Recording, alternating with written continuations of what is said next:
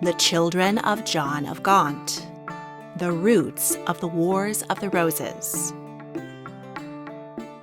John of Gaunt, Duke of Lancaster, was the third surviving son of King Edward III of England and Queen Philippa of Hainaut. But while most royal younger brothers fade into the footnotes, John became one of the most famous men of the Middle Ages. His personal achievements in war and diplomacy were significant, but John of Gaunt is best known for the messy dynasty he launched. He was married 3 times and fathered a total of 14 children.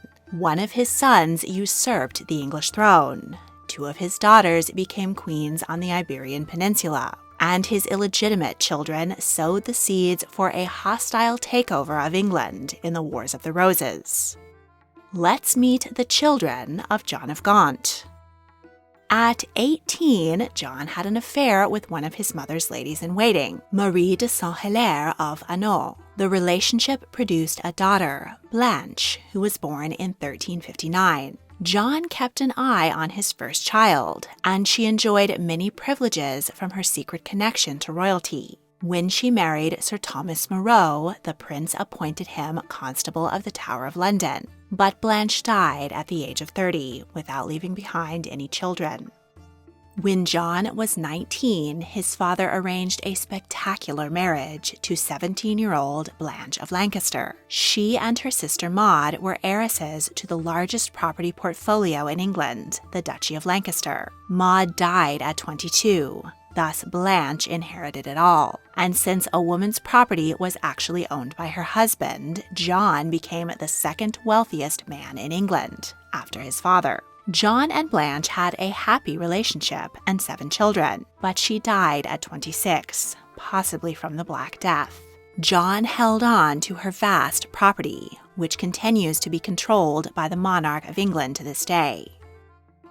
Their 7 children were Philippa, who was born in 1360 and named for her grandmother, Philippa of Hainaut. She spent her childhood traveling around her father's various properties in England and France. Her mother died when she was 8. When her father's affair with Katherine Swynford, who had been her governess, became public and humiliated the family, Philippa was greatly affected and developed a horror of adultery, but she remained close to her pseudo-stepmother. Katherine's sister, Philippa wrote, was married to Geoffrey Chaucer, renowned author of the Canterbury Tales. The wordsmith was one of Philippa's teachers. She received a remarkable education for a woman of her time. She studied science, poetry, philosophy, and theology, and read the great Greek and Roman scholars. Philippa remained single until 27. Her union was arranged with King João of Portugal as part of an Anglo-Portuguese alliance which would survive through the Napoleonic Wars and ensure Portugal's neutrality during World War II. The couple were married by proxy. In keeping with Portuguese custom, the ambassador, who stood in for the groom, pretended to consummate the marriage by getting in bed with the bride and touching bare feet. Then Philippa journeyed to Lisbon, where she met her 30-year-old groom, and they celebrated for 2 weeks. The political marriage got off to a rocky start. João already had a mistress, Inés Pérez Estevez, with whom he shared 3 children. Philippa ordered her romantic rival to leave court and go to a convent, but she did allow the children to stay with their father. Because Philippa was so old at 27, many feared that she would not be able to bear children, but she gave birth to 9 babies, 6 of whom survived. João grew to care for her deeply. Outwardly, Philippa maintained the visage of a pious and unassuming queen, but in reality she was a major backroom political player. She wrote to her little brother Henry often and aided him in usurping the English throne. She persuaded him to have mercy on supporters of Richard II, and she arranged for the Earl of Arundel to marry her illegitimate stepdaughter, Beatrice, further cementing the alliance between their kingdoms. She came up with a plan to rescue the Portuguese economy after years of draining warfare. More war. She masterminded the conquest of Ceuta, which allowed Portugal to control the African and Indian spice trade, helping the kingdom to become wealthy and setting it up as a leading power in the dawning age of exploration. But before the invasion could take place, the 55-year-old queen fell ill with the bubonic plague. She called her 3 sons to her bed and gave them each a jewel-encrusted sword and a supposed piece of the true cross. She prayed, then died peacefully with a smile on her face. Her eldest son, Duarte, became King of Portugal in 1433. Through him, Philippa is an ancestor of the kings of Portugal until 1640, when the House of Braganza was voted in. Philippa's 3rd son, Henry the Navigator, explored Western Africa and the islands of the Atlantic Ocean. He was a central figure in the foundation of the Portuguese Empire and the development of the Atlantic slave trade. Philippa's only surviving daughter, Isabella, became the 3rd wife of Philip the Good, Duke of Burgundy. He formed the chivalric Order of the Golden Fleece. Their granddaughter, Mary the Rich, wed Holy Roman Emperor Maximilian I. Their son, Philip the Handsome, married Queen Juana of Castile. And their children, including Emperor Charles V and many more European queens consort, deserve their own family tree video. John was born in 1362. He died of an unknown cause around the age of 3 and was buried in the Church of the Annunciation of Our Lady in Leicester. Elizabeth was born in 1364. She was spirited and headstrong, in contrast to her serious older sister. She was made a Lady of the Garter at 15. At 17, she married John Hastings, Earl of Pembroke. Her groom was only 8, but he was very rich. As Countess of Pembroke, Elizabeth achieved high status. But by 23, she had grown tired of waiting for her husband to grow up. She began an affair with John Holland, King Richard III's notorious scheming half-brother. When Elizabeth became pregnant, it caused a scandal, and her first marriage was annulled so that she could hastily wed her baby daddy. Her ex-husband was struck a literal shot to the groin during a jousting tournament and died at 17. Elizabeth and Holland had 6 children. John of Gaunt favored his charming son-in-law and brought he and Mary on his expedition to Spain. Holland was appointed Constable of the Army. Though John's mission to claim Castile was a failure, Holland came out well. He was named Earl of Huntingdon, Lord Great Chamberlain, Admiral of the Fleet, and Constable of Tintagel Castle. King Richard eventually elevated him to Duke of Exeter. When Henry Bolingbroke rose up against Richard, Holland sided with the king rather than his brother-in-law. It was a bad decision. Once he was on the throne, Henry IV punished Holland by stripping him of his dukedom. Furious, Holland plotted to assassinate the king and put Richard back on the throne. But the plan was foiled, and Holland was found guilty of treason and beheaded. His lands and titles were forfeit to the crown. But out of love for his sister, Henry gave them back to his nephew. Now widowed, Elizabeth promptly married Sir John Cornwell, Baron of Fanhope and Millbrook. The couple failed to gain permission from her sovereign brother, so Sir John was arrested. But he was eventually released, and the couple had a happy marriage and 2 children. Elizabeth died in 1426, aged 63. Edward was born in 1365, but he died within a year of his birth. He was buried with his older brother. John was born in 1366. He was named after his father and his lost older brother.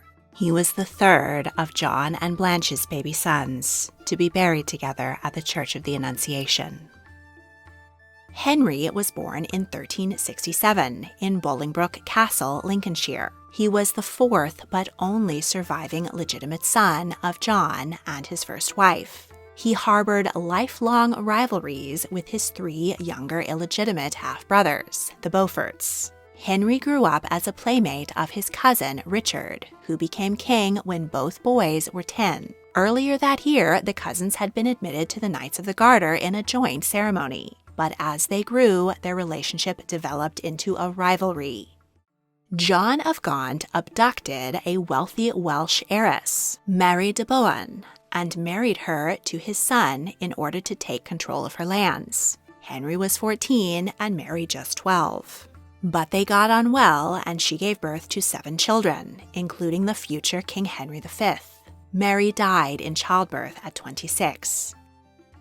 Richard II was an unpopular king for his bloody retribution towards the leaders of the Peasants' Revolt, for pulling out of the 100 Years' War that was keeping the nobles rich, and for being gay. When Richard and Henry were 20, the latter participated in the Lords' Appellant Rebellion. Richard regained power, and while he executed most of the rebels, he couldn't bring himself to harm his cousin and childhood friend.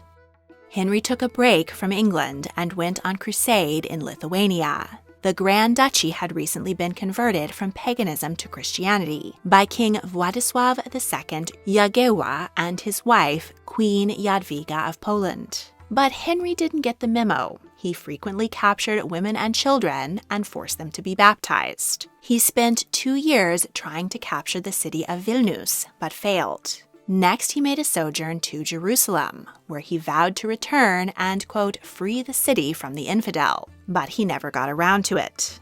Back in England, Henry heard the Duke of Norfolk make a disparaging remark about his sovereign cousin, and he challenged the man to a duel. But before the skirmish went down, the king banished his hot-headed cousin.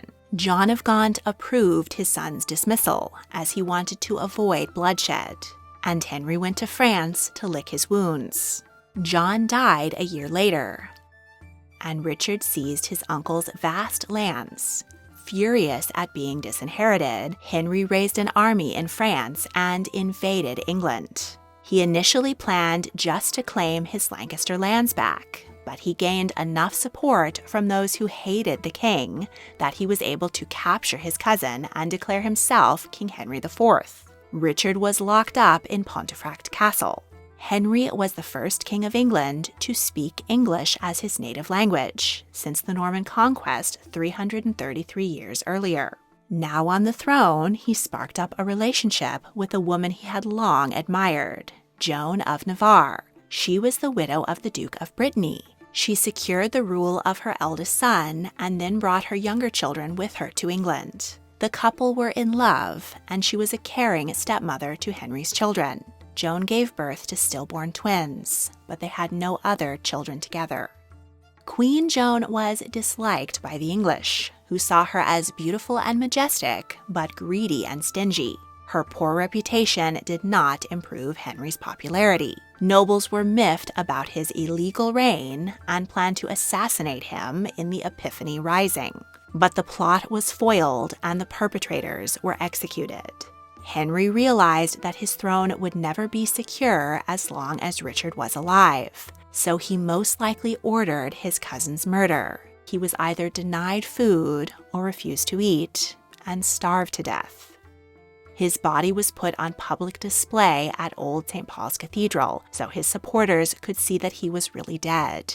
But this didn't stop the resistance to Henry's reign. He faced more rebellions, many led by Richard lookalikes who claimed to be the rightful king. Henry fought ferociously against an uprising in the north and is said to have personally killed 30 men in battle. Owain Glyndwr declared himself Prince of Wales and fought for independence. During this uprising, the king's teenage son and heir took an arrow to the face, but the future Henry V survived with a gnarly battle scar thanks to an innovative doctor.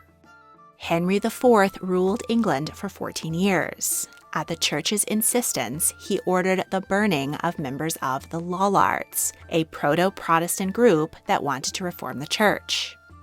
Henry's illegal claim to the throne continued to haunt him, and he became increasingly paranoid and depressive. Eventually, his anxiety manifested in physical symptoms. He suffered a disfiguring skin disease, possibly leprosy or psoriasis, and acute attacks of illness, which could have been epilepsy.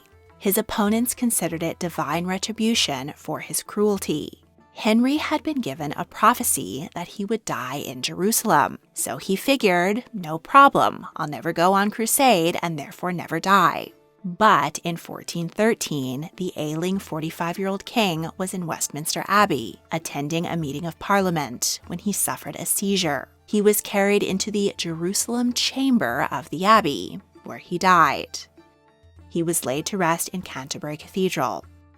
His son, Henry V, took the throne and continued the 100 Years' War with a spectacular victory at the Battle of Agincourt. He also accused his stepmother, Joan, of witchcraft and held her prisoner in order to steal her property to fund the war. But the warrior king died of dysentery at just 35, leaving the throne to his baby son, Henry VI. He suffered mental illness and was unable to rule effectively. So the descendants of John of Gaunt's younger children took the opportunity to seize the throne in the Wars of the Roses. Blanche of Lancaster's final child was Isabel, born in 1368. She died shortly after birth. Her mother died around the same time, possibly of the Black Death. Widowed 27-year-old John followed his older brother, Edward the Black Prince, on an adventure to Spain. By this time, the Anglo-French rivalry had manifested in England's support of King Pedro of Castile versus France backing his illegitimate half-brother Enrique of Trastamara.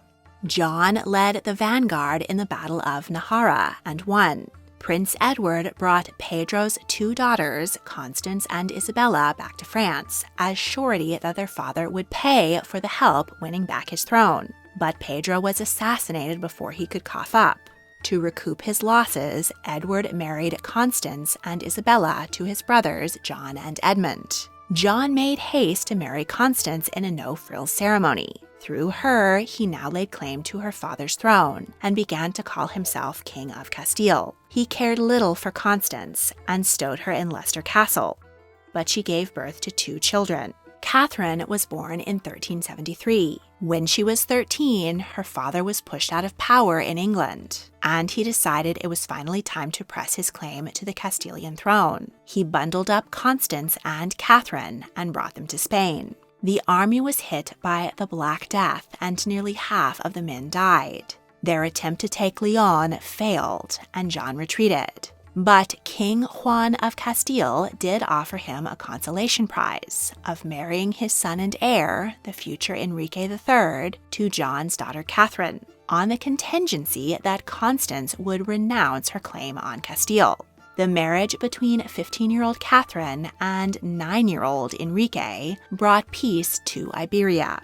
At the wedding, Enrique was named the first Prince of Asturias, the title held by Spanish heirs to this day. 2 years later, his father died, and the young couple became King and Queen of Castile and Leon. When they were in their 20s, they welcomed 3 children. Enrique was known as the Suffering because he endured debilitating health problems. Despite this, he was an effective king. He won victories against the English and Granada, colonized the Canary Islands, reduced persecution of the Jews, and improved the economy. Katherine was not a political queen and focused on piety and charity. Enrique died suddenly at 27, leaving the throne to their 1-year-old son, Juan. His will gave the regency to both his wife and his brother, Fernando I of Aragon, but custody of the king to 2 Spanish nobles. Katherine refused to give up her baby and was prepared to defend him in her castle. A deal was reached so that she could remain with her son. As regent, Katherine improved relations and trade with Portugal through her half-sister Queen Philippa, and with England through her half-brother Henry IV. She was a strong supporter of the anti-pope during the Avignon papacy. Queen Katherine died at 45 of a stroke, leaving her 13-year-old son Juan II at the mercy of self-interested courtiers. His daughter, Isabel, became Queen of Castile and one of the most famous Spanish monarchs. Her marriage to Fernando II of Aragon united the 2 kingdoms. Together, they conquered Granada, launched Christopher Columbus's exploration of the Americas, and began the Spanish Inquisition. Their daughter, Juana, married her cousin, Philip the Handsome, and together they produced Holy Roman Emperor Charles V. Isabel's daughter, Katherine of Aragon, was named after her great-grandmother. She became Henry VIII of England's first wife. Constance of Castile gave birth to 1 more child, John, who was born in 1374. but died within a year. While Constance was being ignored, John was spending his time with her lady-in-waiting, Katherine Swynford. She was the daughter of a knight and had been widowed with 4 children. John gave her several estates. Because their 4 children could not bear his name, they were called Beaufort after his French estate, Château de Beaufort. While John of Gaunt was serving as regent to his nephew, the clergy called him out for being an adulterer. Amid rising anger, he was forced to separate from Katherine, but she remained close to the royal family. She was made a Lady of the Garter and served as lady-in-waiting to Henry Bolingbroke's wife, Mary de Bohun. After John was forced out of London by the Peasants' Revolt and failed in his campaign in Castile, he spent his final years securing his children's futures by arranging their marriage into rich and powerful families. When Constance died, he married Katherine and had their 4 children legitimized by both Parliament and the Pope. John Beaufort was born in 1373. At 17, he fought in the Barbary Crusade in North Africa, then in the Lithuanian Crusade with the Teutonic Knights. He was created Earl of Somerset, Admiral of the Irish Fleet, and Constable of Dover Castle. During the Lords Appellant Uprising, he supported his cousin, King Richard, over his half-brother Henry, with whom he'd long had a sibling rivalry. He was rewarded by being named Marquess of Somerset and Dorset, and being made a Knight of the Garter. He was also married to the king's niece, Margaret Holland, and they had 6 children. When Henry seized the crown from Richard, he punished his disloyal half-brother by demoting him back to a mere earl. But John proved his loyalty to Henry on the battlefield against Owain Glendower. John died at 37. His granddaughter, Margaret, was married to King Henry VI's half-brother, Edmund Tudor. She dedicated her life to putting her only child, Henry, on the throne. In 1485, he defeated his cousin, Richard III, and became King Henry VII, launching the Tudor dynasty. John and his Beaufort siblings used the stylized portcullis of Château de Beaufort as their heraldic badge. When Henry VII built a chapel in the Palace of Westminster for his mother Margaret, he ordered many Beaufort portcullises to be carved into the stonework. In 1834, a fire destroyed the palace, but it was rebuilt by architect Charles Barry. He took inspiration from the original medieval palace for his Gothic Revival building. He was particularly taken with the Beaufort portcullis, not for any particular symbolism, but because it just looked so medieval. He used it extensively to decorate the chambers of both the Houses of Lords and Commons. Thus, the Beaufort portcullis has become the logo of the British Houses of Parliament. Henry Beaufort was born in 1375. He was given the same name as his living older half-brother, Henry Bolingbroke, which must have been confusing. Like many younger brothers, he was sent to the church. At 23, he became Bishop of Lincoln. While there, he had an affair with Alice, Baroness Charlton, and produced a daughter, Jane. Henry took an interest in his only child's life and secured important posts for her husband. Henry's half-brother, Henry IV, named him Lord Chancellor of England and then Bishop of Winchester. When King Henry got into an argument with his son, Bishop Beaufort sided with the Prince of Wales and was politically disgraced. But when the son became King Henry V, the bishop was back in the inner circle. When Henry V died and left his baby son, Henry VI, on the throne, Bishop Beaufort was one of his uncles who formed the Regency Council. But he disagreed with some of his relatives and resigned. The Pope appointed him a cardinal and sent him on a crusade to wipe out the Hussites in Bohemia. They were another group of proto-Protestants who wanted to reform, and the church couldn't have that. However, Bishop Beaufort's army was defeated, and the Hussites would survive to influence the coming Protestant movement. Next, the bishop was an inquisitor at the heresy trial of French hero Joan of Arc. He helped to sentence her to be burned at the stake. Bishop Henry continued to be an advisor to the king until his death in 1447 at 72. Thomas Beaufort was born in 1377. He supported his half-brother Henry IV from the off and was rewarded by being made a Knight of the Garter, Admiral of the North, and Captain of Calais. He was given command of the forces that put down the rebellion in the north. His nephew Henry V sent him to govern Aquitaine, and he took part in many battles in the ongoing 100 Years' War, including Agincourt. In thanks, he was named Duke of Exeter. The character of Exeter in Shakespeare's Henry V is based on him.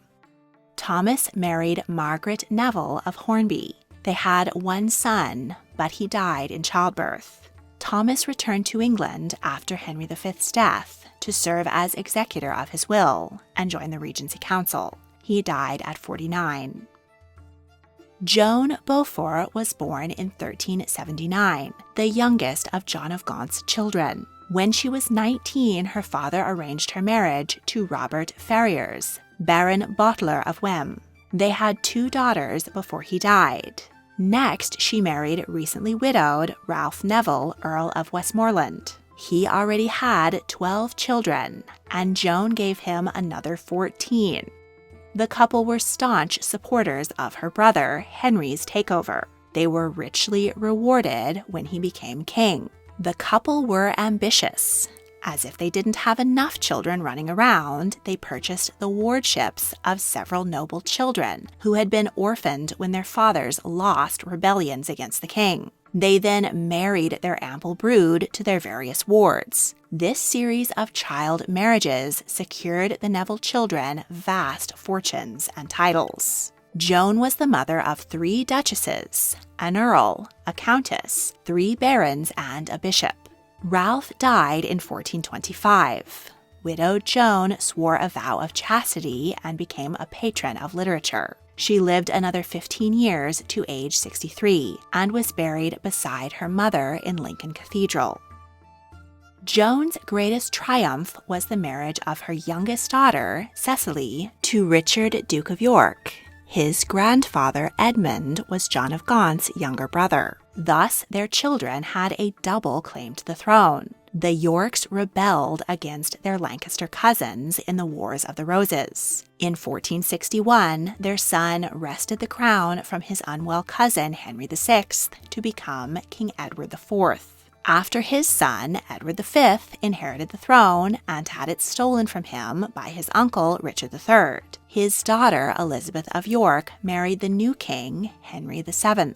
Together, they united the Lancasters and Yorks, ending the Wars of the Roses and launching the Tudor dynasty. Through them, John and Joan Beaufort are ancestors of all English monarchs since. Want even more tea on history? Check out the History Tea Time podcast. You can now follow History Tea Time on Facebook, Instagram, and TikTok. If you enjoyed this video, please like, subscribe, comment your thoughts, and check out my other history videos. You can also join my Patreon to support my work and get early access to all of my multi-part series. Thank you for watching.